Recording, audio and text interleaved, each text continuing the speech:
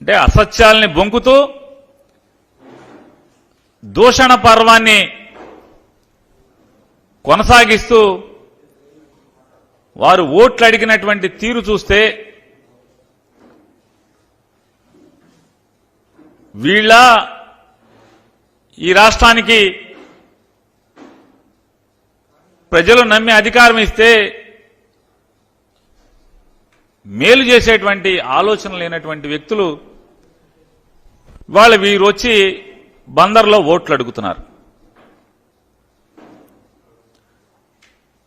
చంద్రబాబు నాయుడు గారు పచ్చి నోరు తెరిస్తే మొత్తం అంతా కూడా అన్ని బొంకు మాటలు. ఆయన మాట్లాడినటువంటి ప్రతి మాట అసత్యంతో కూడుకున్నదే, ప్రతి మాట కూడా బొంకు మాటలు మాట్లాడారు ఆయన. నిన్న ఆయన బందరు వచ్చినటువంటి ఈ బొంకు మాటల నాయుడు గారు ఆయన మాట్లాడతాడు. ఏమని మాట్లాడతాడు? దళితులకు శిరోమండనం కేసులో శిక్ష పడ్డ తోట త్రిమూర్తులకు సీట్ ఎందుకు ఇచ్చావు జగన్?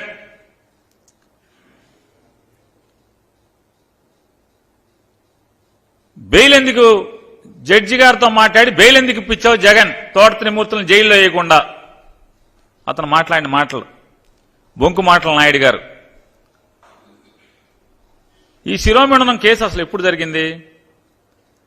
1996లో తోట త్రిమూర్తులు గారు తెలుగుదేశం పార్టీ శాసనసభ్యుడిగా, తెలుగుదేశం పార్టీ అనుబంధ శాసనసభ్యుడిగా ఆయన తెలుగుదేశం పార్టీలో ఒక శాసనసభ్యుడిగా ఉన్న కాలంలో ఈ నేరం జరిగింది. ఈ శిరోమండనం కేసు 1995 సంవత్సరం నుంచి 1995 సంవత్సరం నుంచి 2020 సంవత్సరం వరకు 1995 సంవత్సరం నుంచి 2020 సంవత్సరం వరకు అంటే 25 సంవత్సరాలు ఆయన రాజకీయాలు ఎవరితో చేశాడు? ఎవరు జెండా పట్టుకుని చేశారు? ఎవరు పక్కన కుర్చీలో కూర్చుని రాజకీయాలు నడిపాడు? అంటే వయసు మీద పడ్డ చంద్రబాబు నాయుడు గారు ఎంత బొంకు మాటలు నాయుడు అనేది దీనికోసమే. 95 నుంచి దాదాపుగా 95 నుంచి 2020 సంవత్సరం వరకు చంద్రబాబు నాయుడు గారి కుర్చీలో పక్కన కూర్చోబెట్టుకుని ప్రతిసారి ప్రతి ఎన్నికల్లో సీట్ ఇచ్చి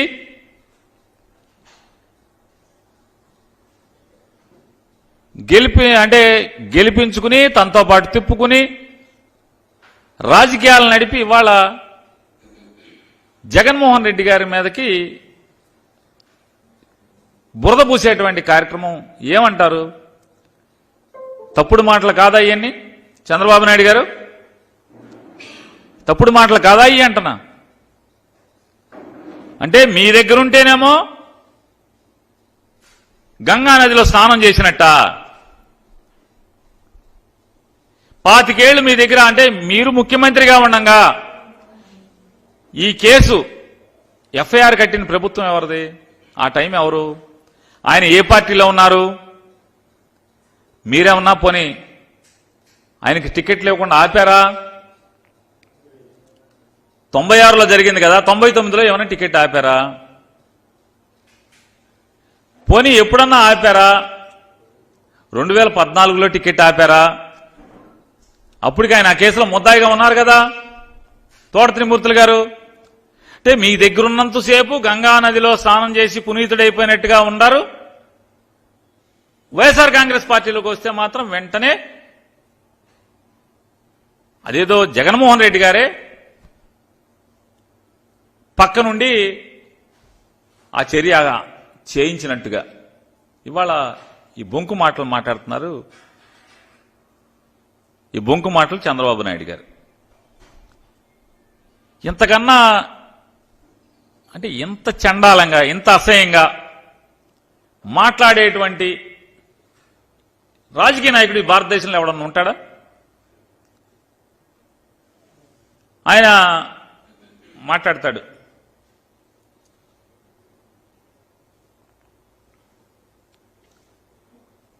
ఎంత ప్రతి మాట ఎంత పచ్చాబద్ధం అంటే, నేనంట నీతులు నానేనంట, ఆయన్ని బూతులు తీరతాకే నాకు మంత్రి పదవి ఇచ్చారంట. ఆయన నేను పవన్ కళ్యాణ్ గారిని, నేను చంద్రబాబు నాయుడు గారికి, బొంకుమాటల నాయుడు గారికి సవాల్ విసురుతున్నాను. ఏ రోజన్నా నేను చంద్రబాబు నాయుడు గారి గురించి లేదా పవన్ కళ్యాణ్ గారి గురించి అసభ్య పదజాలంతో నేను ఎప్పుడన్నా మాట్లాడానా? మిమ్మల్ని బూతులు తిట్టానా ఎప్పుడన్నా?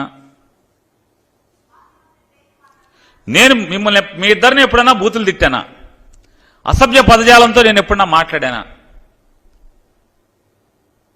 మీరేమో జగన్మోహన్ రెడ్డి గారిని, అసలు జగన్మోహన్ రెడ్డి గారు తల్లి గారు విజయం గారు మీరు తిట్లు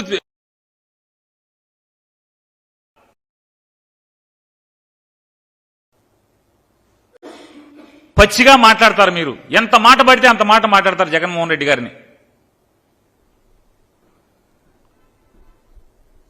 జగన్మోహన్ రెడ్డి గారి పార్టీ జెండా మోసేవాడిగా, ఆ పార్టీ శాసనసభ్యుడిగా, తన సహచర మంత్రిగా మీకు కౌంటర్ చేయకూడదు, మిమ్మల్ని ఎదురు ప్రశ్నించకూడదు, మీకు నీతులు చెప్పకూడదు. ఎందుకయ్యా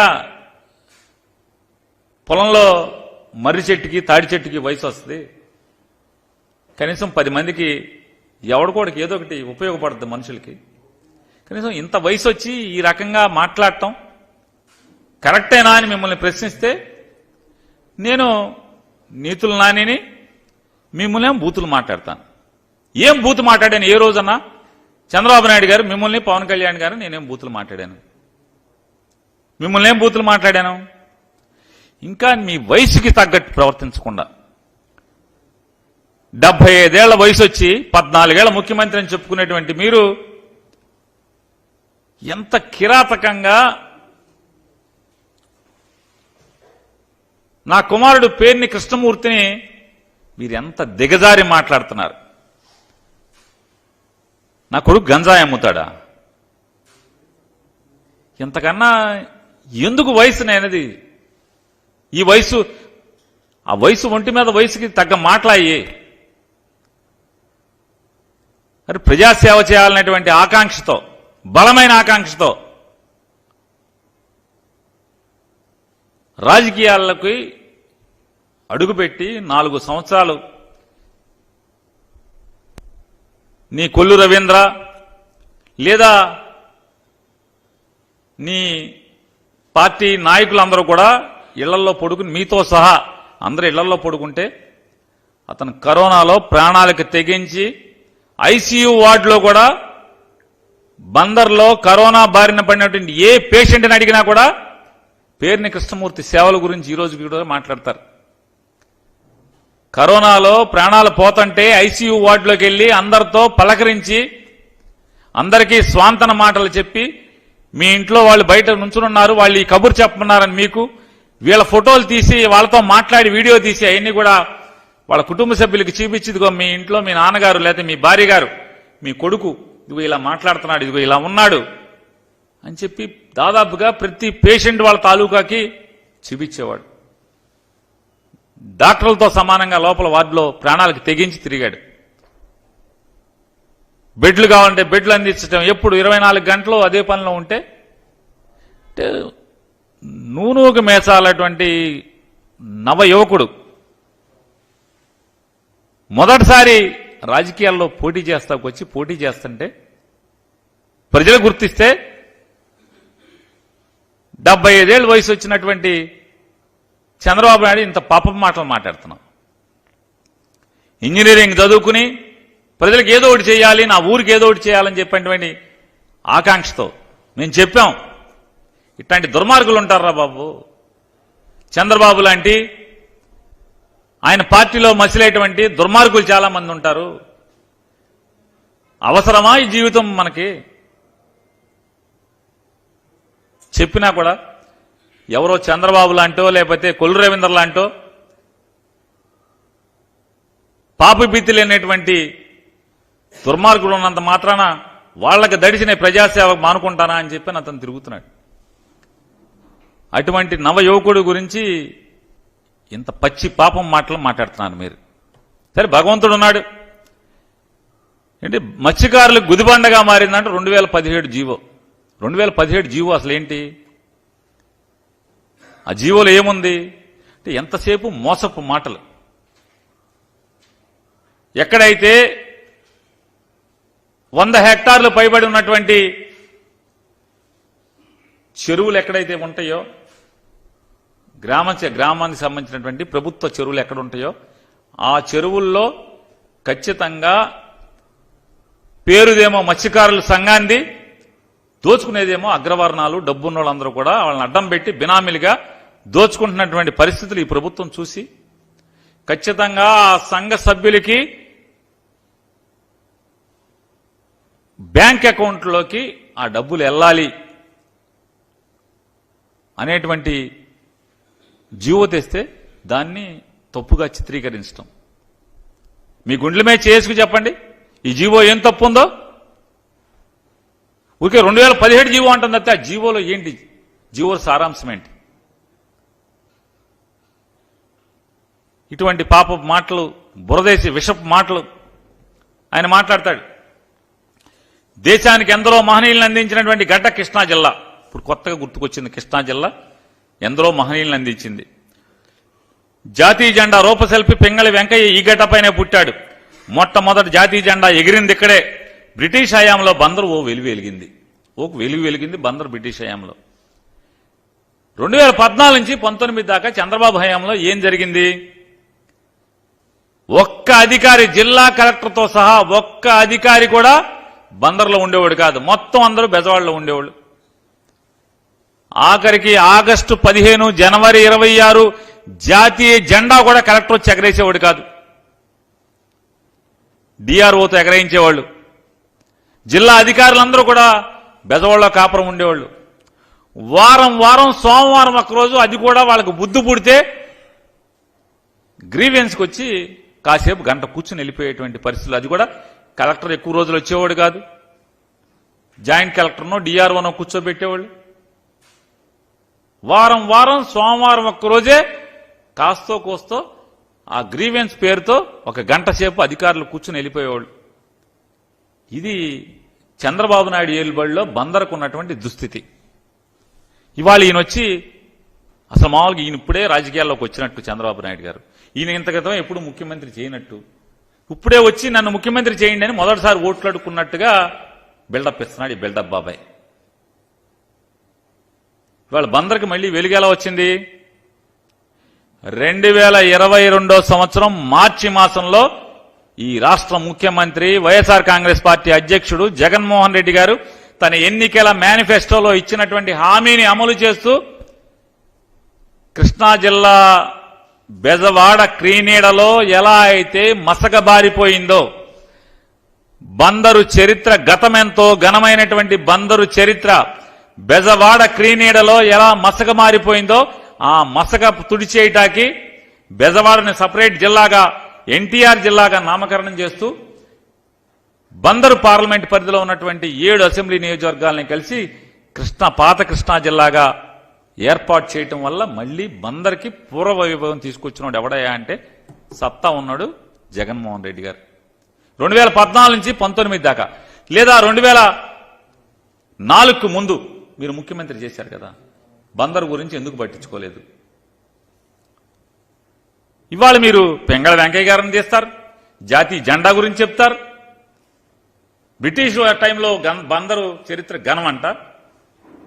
మరి నువ్వే కదా నల్లదొర పరిపాలించావు 14 ఏళ్లు, నీ ఏలుబడులు ఏమైపోయింది? ఇవాళ ఇటువంటి బొంకు మాటలు మాట్లాడాడు ఆయన. ఈ బొంకు మాటలు కాక ఏంటది? ఇవాళ ఆయన మాట్లాడుతూ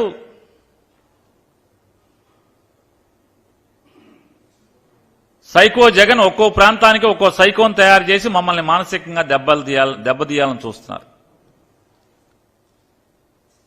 నేను మిమ్మల్ని మానసికంగా ఏం కుంగదీశాను? ఏ రోజన్నా మీ గురించి, మీ కుటుంబ విషయాల గురించి, మీ వ్యక్తిత్వం గురించి ఏ రోజన్నా నేను మాట్లాడి ఉన్నానా? సవాల్ చేస్తాను చంద్రబాబు నాయుడు గారిని. ఎప్పుడన్నా మీ వ్యక్తిత్వాన్ని హననం చేసేట్టు, మీ రాజకీయ జీవితం గురించి తప్పితే, మీరు తీసుకున్న నిర్ణయాల గురించి తప్పితే, మీరు మాట్లాడినటువంటి అసత్యాల గురించి తప్పితే నేను ఎప్పుడన్నా మిమ్మల్ని కించపరుస్తూ నేను మాట్లాడాను? ఇవాళ మీరు ఈ రకమైనటువంటి విషాన్ని జిమ్మేటువంటి కార్యక్రమం చూసుకుని, విషపు డబ్బా ఇడ్చుకుని బస్సు ఎక్కి ఊరూరా తిరుగుతున్నారు హెలికాప్టర్ వేసుకుని. మీరు ఆయన చెప్తాడు 5 ఏళ్ల పాలనలో బందరుకు ఏం చేశాడో చెప్పే ధైర్యం పేరునా నీకుందా అని. ఎస్, దమ్ముంది, ధైర్యం ఉంది. 5 ఏళ్లలో నేనేం చేశాను, జగన్మోహన్ రెడ్డి నాయకత్వంలో మచిలీపట్నానికి ఏం చేశానో దమ్ముగా చెప్పే ధైర్యం ఉంది. కృష్ణా జిల్లాకి దశాబ్దాలుగా కూడా కాదు, శతాబ్దాలుగా కృష్ణా జిల్లా ముఖ్య కేంద్రంగా మసిలినటువంటి, వెలిగినటువంటి మచిలీపట్నానికి పూర్వ వైభవాన్ని తీసుకొచ్చేటువంటి ఏ పనైనా చేసింది పేర్ని నానినే. నాడు రాజశేఖర రెడ్డి గారి హయాంలో గాని, లేదా ఈనాడు జగన్మోహన్ రెడ్డి గారి నాయకత్వంలో గాని బందరికి పూర్వ వైభవాన్ని తీసుకొచ్చేటువంటి ప్రతి పని పేర్ని నాని తీసుకొచ్చాడు. కృష్ణా యూనివర్సిటీని మచిలీపట్నంలో స్థాపించటానికి గాని పేర్ని నాని కారణం. నాడు రాజశేఖర రెడ్డి గారు ఉన్నప్పుడు మచిలీపట్నంలో ప్రభుత్వ పాలిటెక్నిక్ కాలేజీని స్థాపించడానికి పేర్ని నానినే కారణం. మచిలీపట్నంలో నర్సింగ్ కాలేజీ, ప్రభుత్వ నర్సింగ్ కాలేజీ ఏర్పాటుకి పేర్ని నానినే కారణం.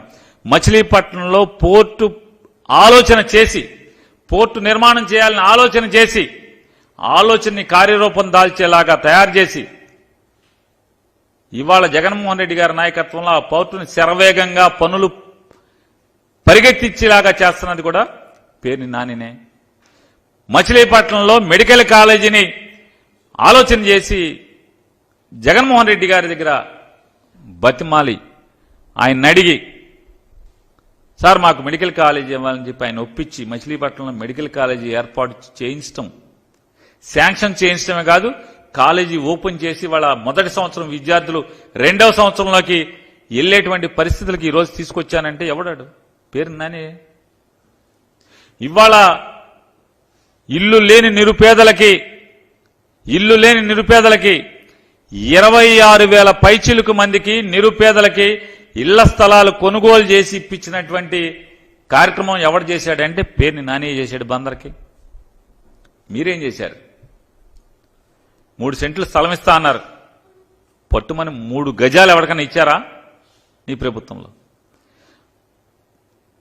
ఒక్కసారి మీ బొంకు మాటలు కూడా ఒకసారి చూపిస్తాను. ఒకసారి మీరు వాళ్ళు ఏదైతే నిన్నొచ్చి మాట్లాడారో 2014లో కూడా మీరు వచ్చి బందరు కోనేరు సెంటర్లో 2014 ఎన్నికల్లో బందరు ప్రజలకి మీరేమేమి బొంకారో కూడా, అందులో ఏం మీరు అమలు చేశారో కూడా మీరు సమాధానం చెప్పండి. ఒకసారి మీకు చూపిస్తాను.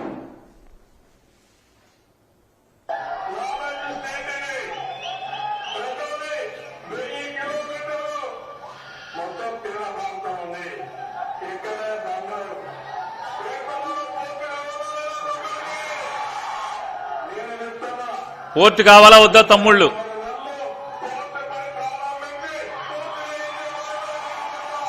గెలిచిన 6 నెలల్లో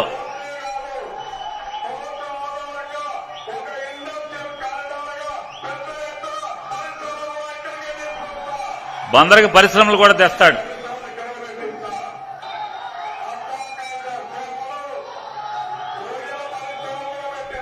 చేపలు, రొయ్యలు.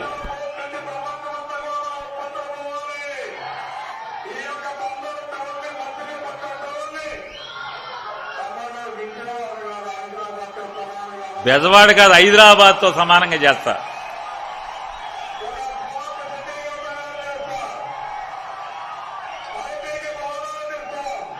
సాఫ్ట్వేర్ కంపెనీలు కూడా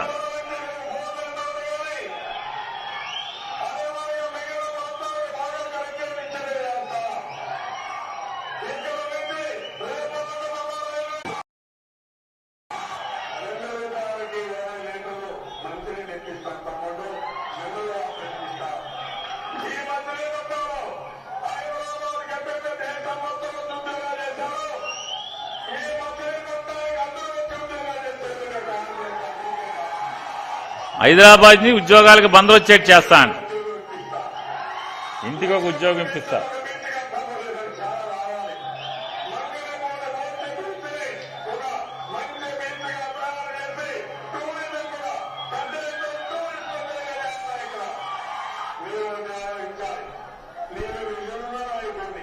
విజన్ ఉన్న నాయకుడు.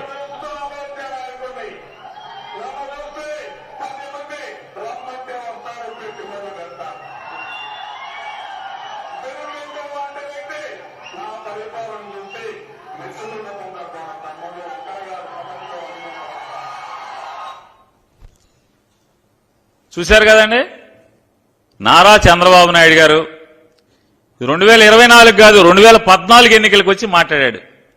నిన్నేం మాట్లాడాడు? 2024కి వచ్చి పోర్టు పూర్తి చేస్తాను, మళ్లీ పరిశ్రమలు తెస్తాను, రేపల్లికి రైలు మార్గం వేస్తాను. ఇంతకన్నా దగాకోరు ఎవడన్నా ఉంటాడో చెప్పండి. ఇది నేను ఇట్లాంటివి మాట్లాడితే నన్ను బూతులు తిడుతున్నా అని మాట్లాడతాడు. ఇది బూతులా? ఎవరు బూతు? ఇది కదా బూతు? ఇది కదా బూత్ అంటున్నా.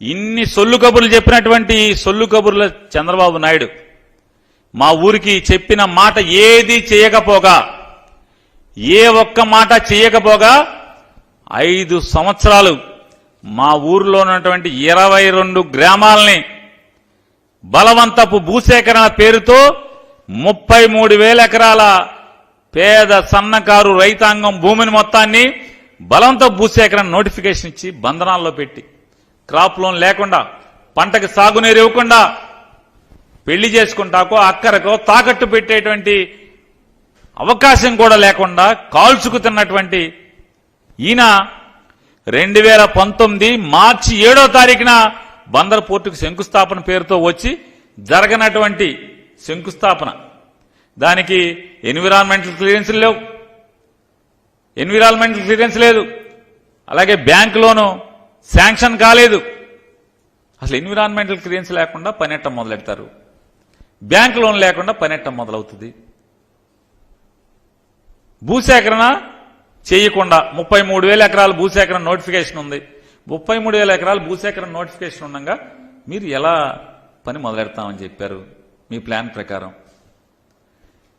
ఇదొక్కటే కాదు, ఎంత దగా శంకుస్థాపన అంటే ఆ మోసపు అంటే మార్చి 2019 మార్చి 17, 18వ తారీఖు 12వ తారీఖు నోటిఫికేషన్ వస్తుంటే, ఎన్నికల షెడ్యూల్ వస్తుంటే 7వ తారీఖు శంకుస్థాపన చేసి, శంకుస్థాపన ఖర్చు ఎంతో తెలుసా అండి? 8,60,00,000 రూపాయలు శంకుస్థాపన ఖర్చు.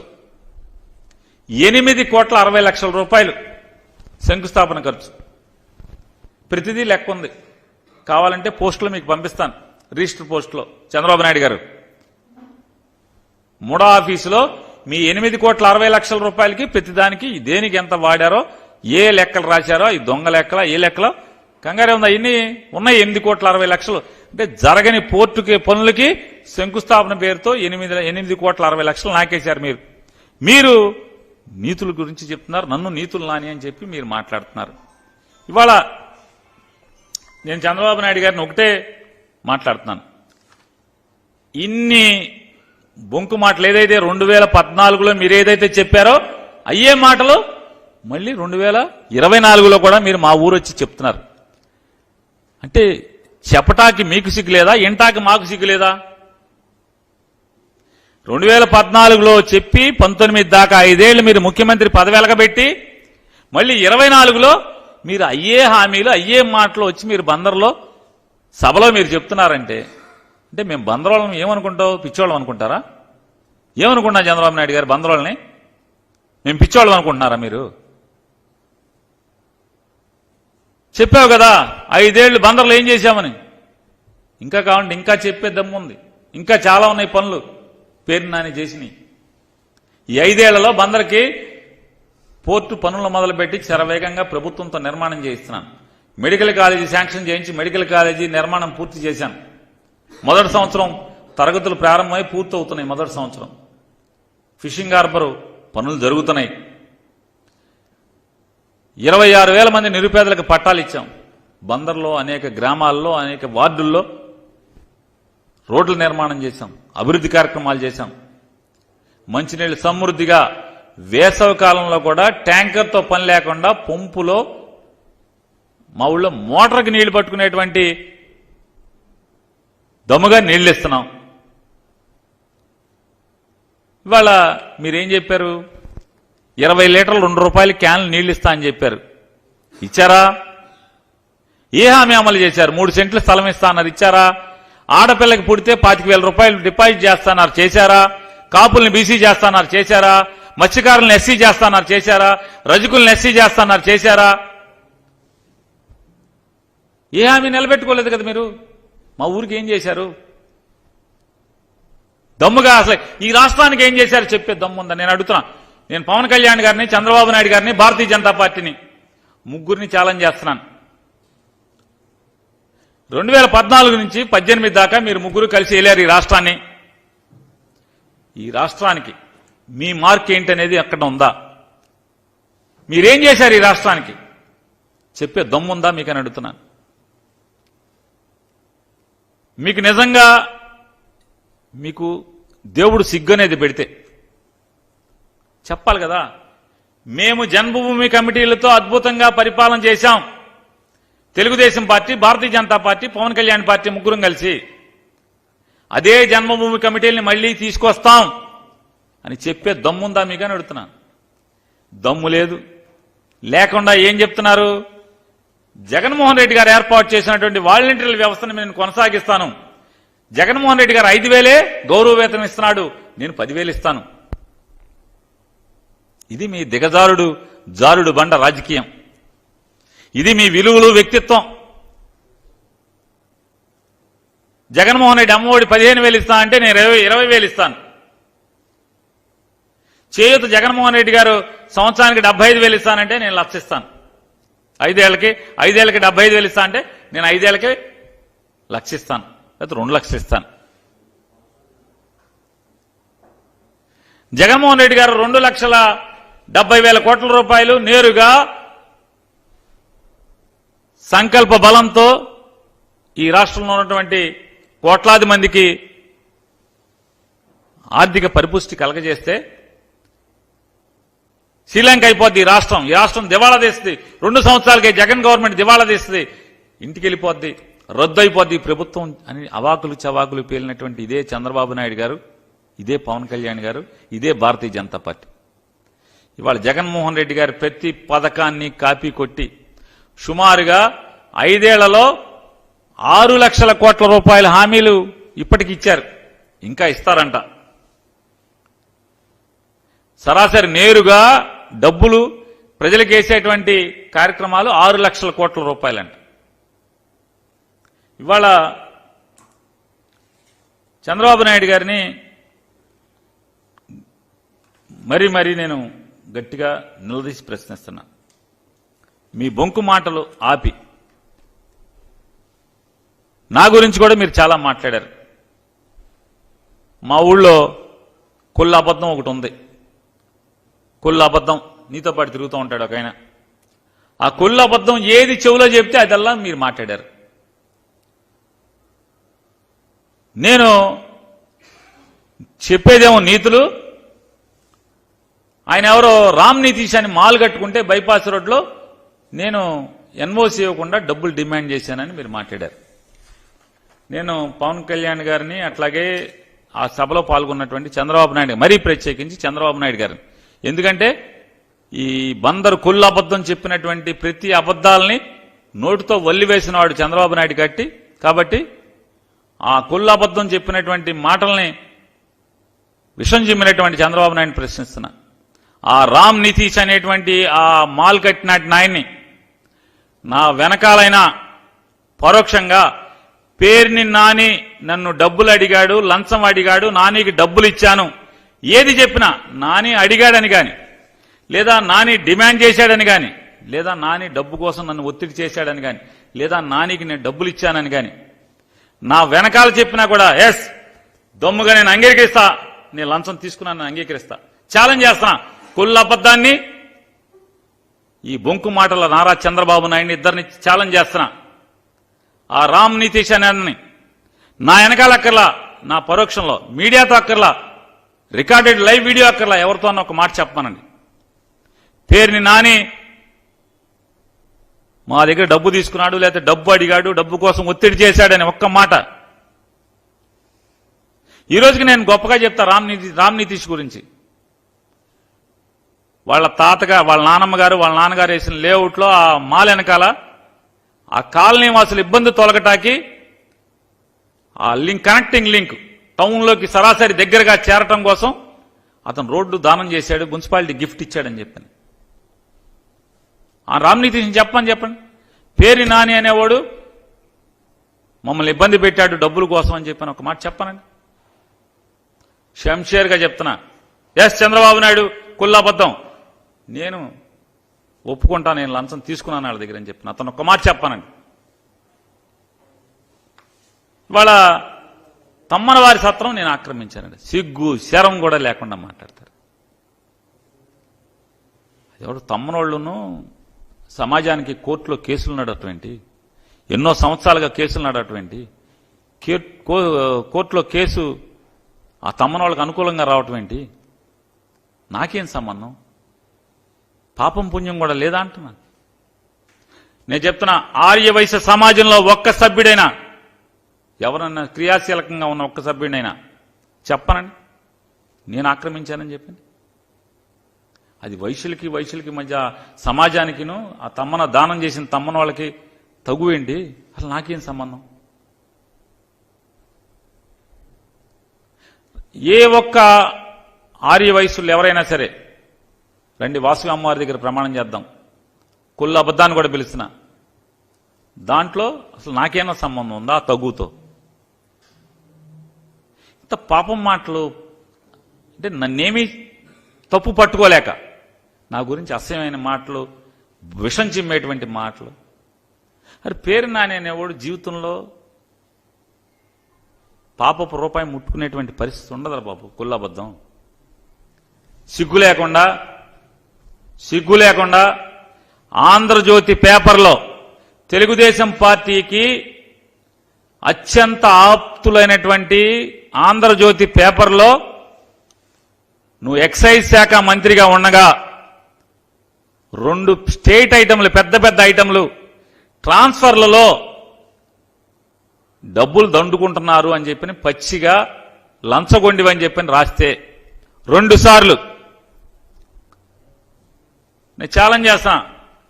అయితే అది నిజం కాకపోతే రాధాకృష్ణ గారిని నేను పొరపాటు రాశానని చెప్పని, కుళ్ళబద్ధం మీద నేను పొరపాటు రాశానని చెప్పని వాళ్ళు వచ్చేయండి, నా మాటలు వెనక్కి తీసుకుంటా. చివరికి నీ లంచగొండితనం భరించలేక చంద్రబాబు నాయుడు కూడా లంచగొండితనం భరించలేక మంత్రి పీకేస్తానంటే కాళ్ల మీద పడి బోరుని ఏడిస్తే కదా చివరికి ఎటువంటి ఫైల్స్ రానటువంటి న్యాయశాఖ ఫైల్స్ అన్ని జడ్జి గారులే చూసుకుంటారు. న్యాయశాఖ, యువజన సర్వీసులు, స్పోర్ట్స్, ఎక్సైజ్ మంత్రి పీకి ఇచ్చింది నిజమా కాదా?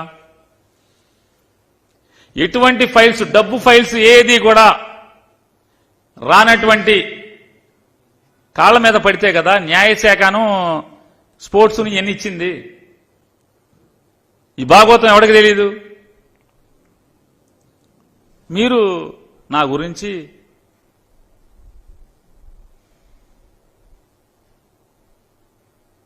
ఏదో మాటలు, తప్పుడు మాటలను చంద్రబాబుతో కూడా చెప్పిస్తాం. ఇవాళ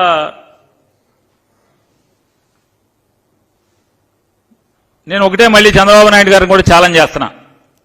మీరు 2014లో మీ సంతకం పెట్టి పవన్ కళ్యాణ్ గారి ఫోటో వేసి, మోడీ గారి ఫోటో వేసి ఇంటింటికి మీరు పంచినటువంటి హామీలు, మీ ఏ మీటింగ్లో అయినా మీ ఇష్టం, బస్సులు వేసుకుని మీరు పవన్ కళ్యాణ్ ఇద్దరు తిరుగుతామని చెప్తున్నారు కదా, ఏ మీటింగ్లో అయినా మీ పాత సంతకాల హామీలు ఉన్నాయి కదా, ఆ హామీల్ని ఒక్కొక్క హామీ చదివి ప్రజలతో మీరు చేశాను కదా అని అనిపించే దమ్ముందా మీకని అడుగుతున్నాను. 2014లో మీరు ఏదైతే హామీలు సంతకాలు పెట్టి మీ ఫోటో, ఎన్టీ రామారావు గారి ఫోటో, మోడీ గారి ఫోటో, పవన్ కళ్యాణ్ గారి ఫోటో వేసి కింద సంతకం పెట్టి మీరు ఇంటింటికి పంచినటువంటి ఆ హామీలు ఒక్కొక్కటి ఇవాళ మీటింగ్లో చదివి నేను హామీ అమలు చేశాను కదా అని చెప్పే దమ్ముందా అని మిమ్మల్ని అడుగుతున్నాను. ఇవాళ మళ్ళీ బందరకంట ఏదో చేస్తారంట. మీరేం చెయ్యక్కర్లేదు నాయన చంద్రబాబు నాయుడు గారు. మా ఊరికి మీరు ద్రోహం చేశారు. మా కొల్లు అబద్ధమును ఆయన ఏమనాలి? నా గురించి మాట్లాడుతున్నాడు, మాట్లాడకపోతే బాధపడతాడు. ఎదవన్నారు, ఎదవనాలా? మరి మీటింగ్లో మాట్లాడారు కదా, అట్టు పెట్టాలి కదా. నన్ను తిడతారు, నేను అట్టు పెడితేనేమో కుళ్ళుకుంటారు, బోరుని నన్ను బూతులు తిడుతున్నారంటారు. మీరు నన్ను ఎందుకు తిడతాం? నాతో అట్లకాడ కాల్పించి అంటించుకోవటం ఎందుకు? మీరు వాతలు ఎందుకు పెట్టించుకుంటారు? నా జోలికి రాకుండా ఉండాలి కదా, నన్ను తిట్టకుండా ఉండాలి కదా. నిజంగా నిలదేయండి, నాలో తప్పులుంటే నా తప్పులు సమానం చెప్పుకోగలిగితే చెప్తాను, లేదంటే కనుక క్షమాపణలు కోరుతాను. ఇవాళ బందర్లో ఉండాల్సినటువంటి BEL company Bharat electronics limited 1937లో అయ్యగారి రామ్మూర్తి పంతులు గారిచే స్థాపించబడినటువంటి ఆంధ్ర సైంటిఫిక్ కంపెనీ, అయ్యగారి రామ్మూర్తి పంతులు గారిచే స్థాపించబడినటువంటి 1937లో ఆంధ్ర సైంటిఫిక్ కంపెనీ 1981లో దాంట్లో ఉన్న కార్మికుల పోరాట ఫలితంగా అప్పటి కేంద్ర ప్రభుత్వం భారత్ ఎలక్ట్రానిక్స్ లిమిటెడ్కి దాన్ని జాతీయం చేస్తే, భారత్ ఎలక్ట్రానిక్స్ లిమిటెడ్లో మెర్జ్ చేస్తే,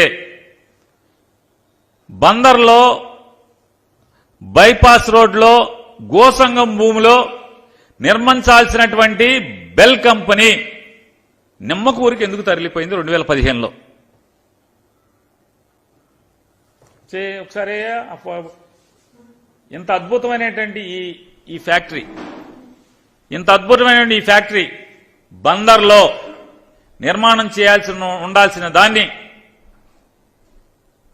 నారా లోకేష్ నిమ్మకూరిని దత్తత తీసుకున్నాడని చెప్పని మా కొల్లు అబద్ధము, చంద్రబాబు నాయుడు నారా లోకేష్ కలిసి బందర్ నుంచి దాన్ని నిమ్మకూరు పట్టుకుపోయారా, పట్టుకుపోలేదా?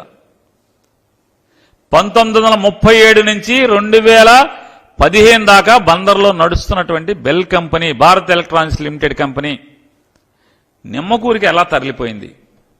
మీరు బందర్ను ఉద్దేశిస్తారు. మా కొల్లు అబద్ధం చెప్తున్నాడు ఏంటి, మన బందరు మన కొల్లు అంట. ఇది మన నిర్వాహకం. నాడు అయ్యగారు రామ్మూర్తి పంతులు గారు పాపం ఎంత కష్టపడి ఆ ఫ్యాక్టరీని పెడితే దాన్ని 1980లో కార్మికులు అనేక నెలల పాటు ఉద్యోగాలను కూడా త్యాగం చేసి పోరాటం చేస్తే ఆ కార్మికులు సాధించుకున్నటువంటి బెల్ కంపెనీ ఎందుకు తరలిపోయింది నిమ్మకూరు? 2015లో ఎందుకు అక్కడికి పోయింది? మా కొల్లు అబద్ధం నోరేమైంది? మాట్లాడాలి కదా, సమాధానం చెప్పాలి కదా.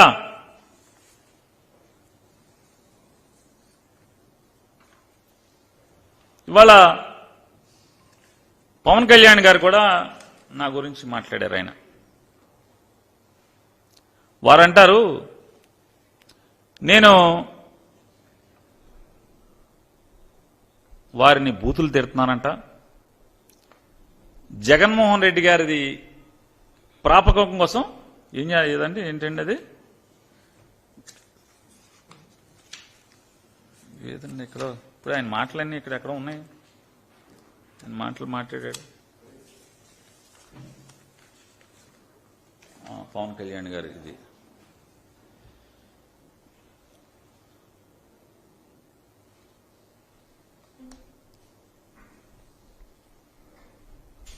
బందరు ఎమ్మెల్యే ఆకురౌడీకి హెచ్చరిస్తున్నా, నీది నాది ఒకే కులమైతే నేను నీకు అలుసా, జగన్ దగ్గర ఊడిగం చేసుకో, కుక్క పిల్లలా పాకు. నేను ఆయన అడుగుతున్నా, మీ మేనల్లుడు గారు రోడ్ యాక్సిడెంట్లో దురదృష్టవశాత్తు యాక్సిడెంట్ పాలై ఆయన సినిమా రిలీజ్ కోసం ఆ ప్రొడ్యూసర్లు ఆ డైరెక్టర్లు వచ్చి మిమ్మల్ని ఆడియో ఫంక్షన్కి వచ్చి మీరు కనుక మంచి మాట మాట్లాడితే ఆ సినిమా హిట్ అయితే ఆ అబ్బాయికి కూడా మానసికంగా స్థైర్యాన్ని ధైర్యాన్ని ఇచ్చిన వాళ్ళు అవుతారు. రమ్మని మిమ్మల్ని పిలిస్తే మీరు ఆ సభకెళ్ళి ఏంటి మీరు మాట్లాడింది? నన్ను బూతులు కదా తిట్టింది? నన్ను మీరు ఆ సభలో మాట్లాడిన మాటలేంటి? నన్ను బూతులు కాదా? మీ ఇష్టం, మీరు సినిమా హీరో, మీరు చాలా గొప్పోళ్ళు, మీరు మాత్రం నన్ను ఏరా ఒరే సన్నాసి ఎదవా మీ ఇష్టం వచ్చినట్టు తిడతారు. నేను అన్నీ మూసుకు కూర్చోవాలి. నేను పౌరుషంగా కాపు పెట్టినా కదా, ఎందుకు మూసుకు కూర్చుంటాను? మీరు అట్టు పెడితే అట్టున్నారు పెడతా. ఎందుకు ఊరుకుంటానంటున్నా? ముందు నన్ను ఆ రోజు ఆ సభలో తిట్టింది ఎవరు? మీకేం హక్కు ఉంది? ఏనాడన్నా మీ దగ్గరకు వచ్చి సెల్ఫీ కోసం నేను ఎప్పుడన్నా వచ్చానా? ఏనాడన్నా మీ ఆటోగ్రాఫ్ కోసం వచ్చానా? ఏనాడన్నా మీ పార్టీలో చేరతాను మీ దగ్గరికి వచ్చానా? ఏనాడన్నా మీ పార్టీ టికెట్ నాకు ఇప్పించు అని ఆ బాబు అని నీ దగ్గరికి వచ్చానా? ఏనాడన్నా మా ఇంట్లో శుభకార్యం ఉంది మా ఇంటికి రమ్మని నేను ఎప్పుడన్నా పిలవటానికి వచ్చానా? మనిద్దరికి సంబంధాలు లేవు కదా. నన్నెందుకు దుర్భాషలాడారు? మీరు సమానం చెప్పాలి కదా. అంటే మీరు దుర్భాషలాడితే నేను దుర్భాషలాడినా? మీరు అట్టు పెడితే అట్టున్నారు పెట్టమా? మన పౌరుషంగల జాతి కదా మందే. నేను అదే చెప్పా. మరి నన్ను ఎందుకు ఒక రాష్ట్ర మంత్రిని, చిత్ర పరిశ్రమకు సంబంధించినటువంటి సినిమాటోగ్రఫీ మినిస్టర్గా కూడా లేను ఆ రోజు. నేను చలనచిత్ర అంటే సినిమాటోగ్రఫీ కాకుండా ఫిల్మ్ డెవలప్మెంట్ కార్పొరేషన్ ఏదైతే ఉందో ఆ ఫిల్మ్ డెవలప్మెంట్ కార్పొరేషన్కి మంత్రిగా ఉన్నాను. మీరు ఆ ఆడియో ఫంక్షన్కి వెళ్ళి ఎందుకు నోరు జారి మీ ఇష్టం వచ్చినట్టు తిట్టారు నన్ను? తిట్టినప్పుడు ఉంటుంది కదా, న్యూటన్స్ లానే కదా ఇది, న్యూటన్స్ లా కదా, ఉండదా? మీకేనా పౌరుషం ఉంది, నాకు లేదా? నేను అదే జాతే, నాకు పౌరుషం ఉందని మీకు చెప్పాను. నేను తర్వాత ఎప్పుడన్నా మళ్ళీ మన ఇద్దరం నేనేమన్నా తేడాగా మాట్లాడానా? మా కొల్లు అబద్ధం చెప్తున్నాడు, చెప్పుచ్చుకు తిరుగుతానని. మరి పవన్ కళ్యాణ్ ఓడి చూపిస్తే కాపు నా కొడకల్లారా, చెప్పుచ్చుకు కొడతా నా కొడకల్లారా అంటే మా దగ్గర ఉన్నాయే 2 చెప్పులు, నోరు జారబాకు, మంచిది కాదు అని చెప్పాను. నేనేం తిట్లా, మంచిది కాదు ఇది అని చెప్పి మాట్లాడాను. ఏంటి తప్పేంటి? నేనేం తప్పు చేశానంటున్నా? నేను ఆయనలాగా పవన్ కళ్యాణ్ గారు మీకులాగా చెప్పు తెగిపోద్ది వైసీపీ కాపు నా కొడకల్లారా అని మీరు మాట్లాడారు. మీరు మాత్రం ముతక భాష ఏది కావాలంటే అది మాట్లాడతారు. మీరు అంటే మా అమ్మ నాన్నలు కానీ మిమ్మల్ని తిట్టమని, నిన్ను చంద్రబాబుని తిట్టమని వదిలేశారు మమ్మల్ని బజారు మీద. ఏంటి అసలు మీ బాణి ఏంటి? నేను తిట్టలేదే. నోరు జారబాకాయా, మా దగ్గర కూడా 2 ఉన్నాయి, దగ్గర 1 ఉందేమో అని చెప్పాను. దానికి ఆయన మాట్లాడతారు.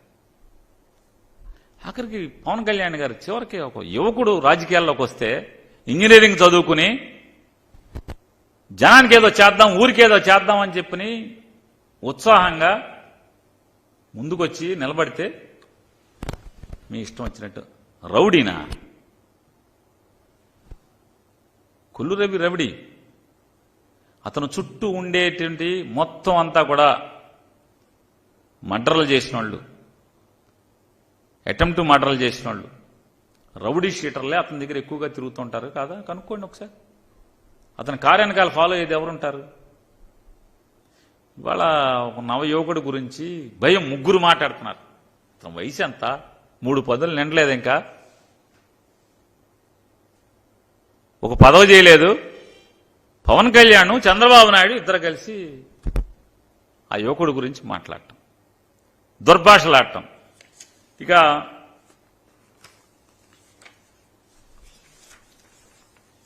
మరొకసారి నేను చంద్రబాబు నాయుడు గారిని ప్రశ్నిస్తున్నాను. మా ఊరికి ఏం చేశారు మీరు? 2014లో హామీలు ఏది ఇచ్చారో అదే హామీలు కాపీ పేస్ట్ మళ్ళీ మీరు మాట్లాడటం తప్పితే, మీరు బొంకటం తప్పితే ఏంటి మా ఊరికి మీరు చేసింది? 6 మాసాల్లో పోర్టు కడతాన్నారు. కనీసం 6 మాసాలు కాదు, 60 మాసాలకు కూడా మీరు పని మొదలెట్లేదు. 6 మాసాలు కాదు, 60 మాసాలకు కూడా మీరు పని మొదలెట్లేదు. మరి దగా కదా మీరు?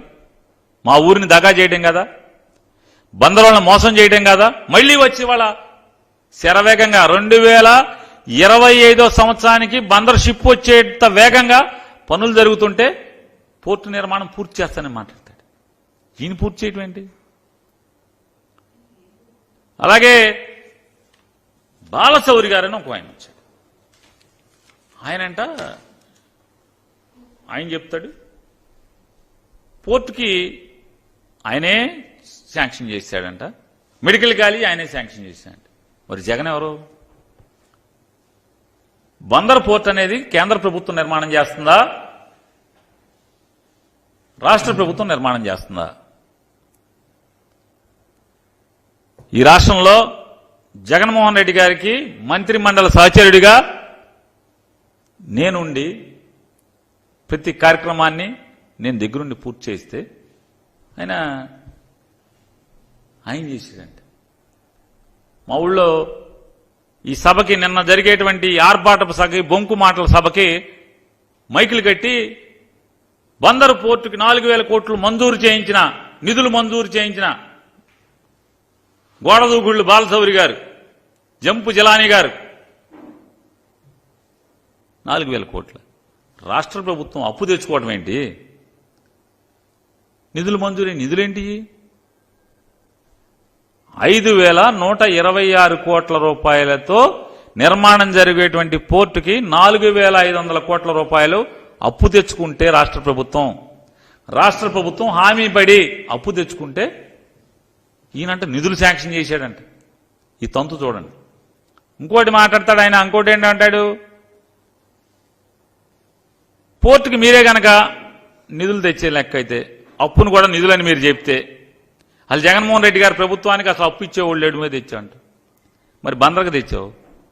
మరి రామాయపట్నం స్టేట్ బ్యాంక్ లోన్ ఇచ్చింది కదా, రామాయపట్నంలో state bank of India loan ఇచ్చింది కదా.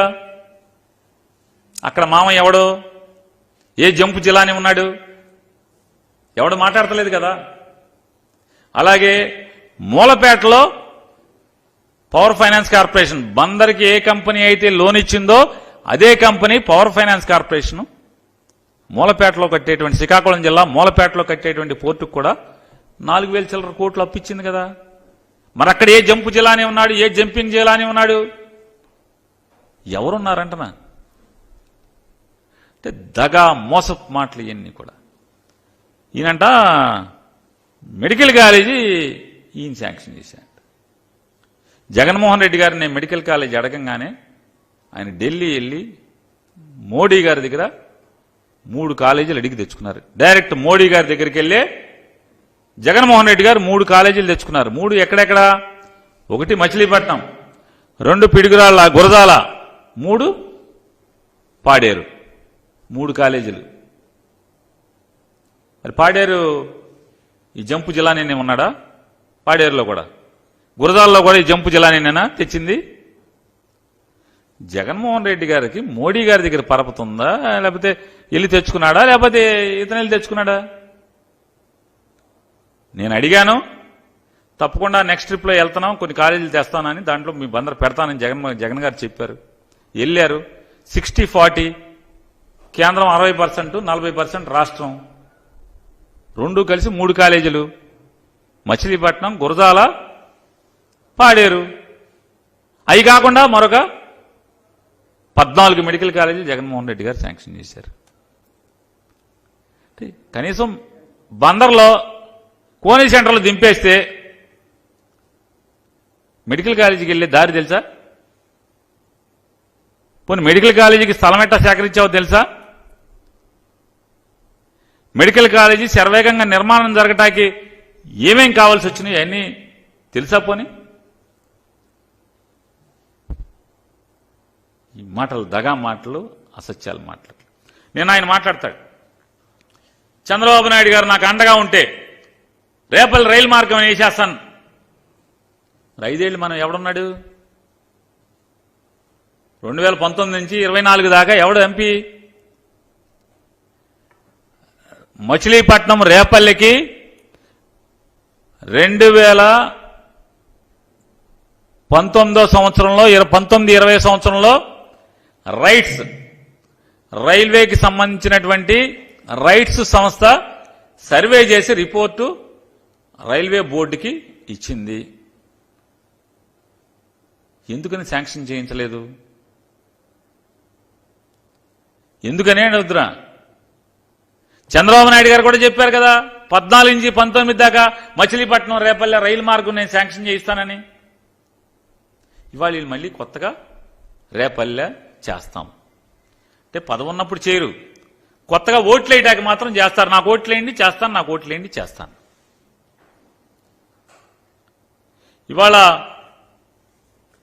మీ ద్వారా ఆంధ్రప్రదేశ్ రాష్ట్ర ప్రభుత్వ ఉద్యోగులకు కూడా నేను ఒక మాట చెప్పదలుచుకున్నాను.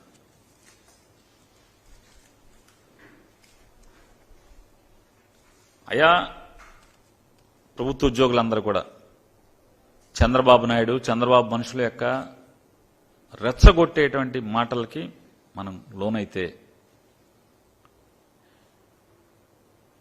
2019కి ముందు ఈ రాష్ట్ర ప్రభుత్వ ఉద్యోగులు ఎంత నరకం చూశారో, లేదా 2004కు ముందు ఎంత నరకం చూశారు ఈ రాష్ట్ర ప్రభుత్వ ఉద్యోగులు, ఒక్కసారి జ్ఞప్తికి తెచ్చుకోండి.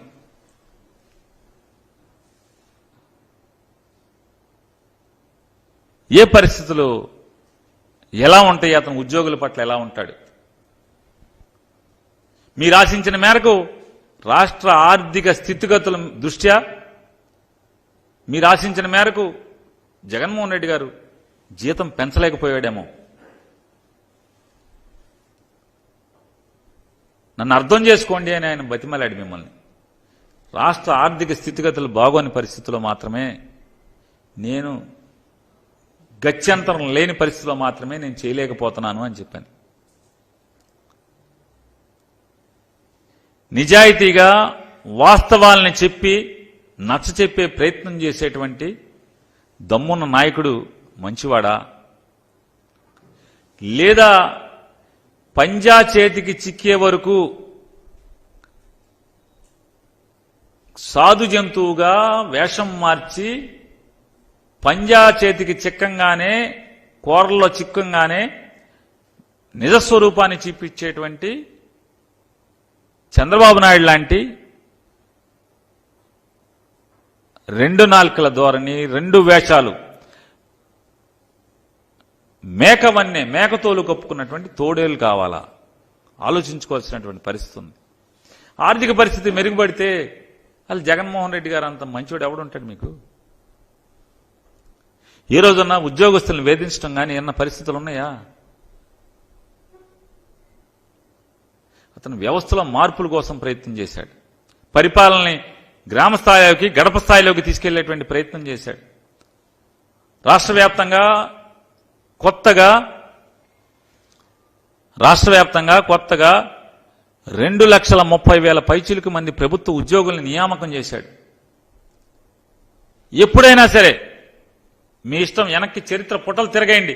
ఎప్పుడన్నా ఒక 5 ఏళ్ల కాలంలో, ఒక ముఖ్యమంత్రి పదవీ కాలంలో 2,30,000 మంది ప్రభుత్వ ఉద్యోగులను నియామకం చేయటం ఎప్పుడన్నా చరిత్రలో జరిగిందా? గత్యంతరం లేక మాత్రమే అతను చెప్పాడు, ఎస్ నేను కాంట్రిబ్యూటరీ పెన్షన్ స్కీమ్ మీరందరూ కోరితే చేద్దామని చెప్పి సానుకూలంగా మాట్లాడాను. కానీ కుర్చీలో కూర్చున్న తర్వాత పైకి మాత్రం మేడిపండులాగా మెలమెల మెరిసేటువంటి రాష్ట్ర ఆర్థిక స్థితిగతులు, కుర్చీలో కూర్చున్న తర్వాతే ఇది మేడిపండు చందంగా ఉంది, చంద్రబాబు నాయుడు అంతులేని బొక్కలు చేసి వెళ్ళాడు, సాక్షాత్తు ఎన్టీ రామారావు గారిని పడదోసినటువంటి చంద్రబాబుకి ఎప్పుడు అండకాసేటువంటి రామోజీరావు గారు తన పేపర్లో 2019 జూన్ మాసంలో ఖజానా ఖాళీ 100 కోట్లు మాత్రమే ఉంది అని రాసినటువంటి తార్కాణం మనం చూశాం. సాక్షాత్తు 5 సంవత్సరాలు చంద్రబాబు దగ్గర ఆర్థిక మంత్రి చేసినటువంటి యనమల రామకృష్ణుడు ఈ ప్రభుత్వం ఏర్పడినటువంటి నెలకే మాట్లాడాడు. అప్పులు ఎక్కడెక్కడ తేవాలో, ఎన్ని రకాలుగా దొంగ మార్గాల్లో తేవాలో అన్ని మేము తెచ్చేశాం. వీళ్ళకి అప్పు పుట్టే నయా పైసా అప్పు పుట్టేటువంటి పరిస్థితులు కూడా ఉండవు.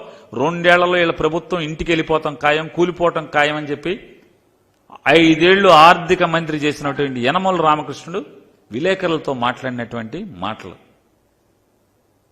అందుకోసమే చెప్పాడు, ఎస్ నేను మాట చెప్పున్నాను కాబట్టి సిపిఎస్ చేయలేని పరిస్థితులు ఉన్నప్పుడు గ్యారంటీడ్ పెన్షన్ స్కీమ్ అనేటువంటి ఇబ్బందికరం లేనటువంటి ఏదైతే ప్రభుత్వ ఉద్యోగులు ఎవరైతే రిటైర్ అయ్యే రోజుకి వాళ్ళ బేసిక్ పే ఎంత ఉంటుందో, వాళ్ళకు వచ్చేటువంటి మూల వేతనం ఎంత అయితే ఉంటుందో ఆ మూల వేతనంలో సగం పెన్షన్ వస్తుందని నేను అనుకుంటున్నాను. తప్పుంటే కరెక్ట్ చేయండి నన్ను, ఎందుకంటే నేను ఉద్యోగస్తుడిని కాదు కాబట్టి. ఆ పెన్షన్, అదే పెన్షన్ ఎలా అయితే ఓపీఎస్లో ఎంత పెన్షన్ వస్తుందో అంతే పెన్షన్ని పొందేలాగా అయితే సిపిఎస్లో ఉన్నటువంటి కాంట్రిబ్యూషన్ అనేది కొనసాగిస్తూ అతను జగన్మోహన్ రెడ్డి గారు గ్యారంటీడ్ పెన్షన్ స్కీమ్ని ఏర్పాటు చేయడం జరిగింది. ఏం తప్పు చేశాడని చెప్తాను.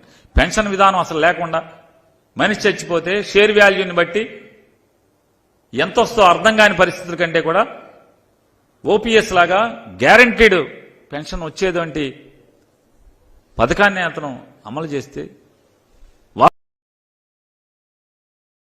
వాస్తవాలు చెప్పే ప్రయత్నం చేస్తే ఏం తప్పు చేశాడని చెప్పి మేము అడుగుతున్నాను. నేను అందుకే అడుగుతున్నాను, ఒక్కసారి అది కష్టమైనా ఇబ్బంది అయినా వాస్తవాలను చెప్పి మీ దగ్గర నిజాయితీగా ఇది స్థితిగతులు అని చెప్పేటువంటి దమ్మున నాయకుడు కావాలా? ఇవాళ ఓట్ల కోసం రెచ్చగొట్టి గడిచిన 14 ఏళ్లలో చుక్కలు మీకు చుక్కలు, రాత్రి కాదు పగల చుక్కలు చూపించినటువంటి ప్రభుత్వం నడిపినటువంటి ఇటువంటి చంద్రబాబు నాయుడు కావాలా అనేది ఒక్కసారి ఆలోచించుకోమని చెప్పని కూడా రాష్ట్ర ప్రభుత్వ ఉద్యోగస్తులందరినీ కూడా నేను రిక్వెస్ట్ చేస్తున్నా.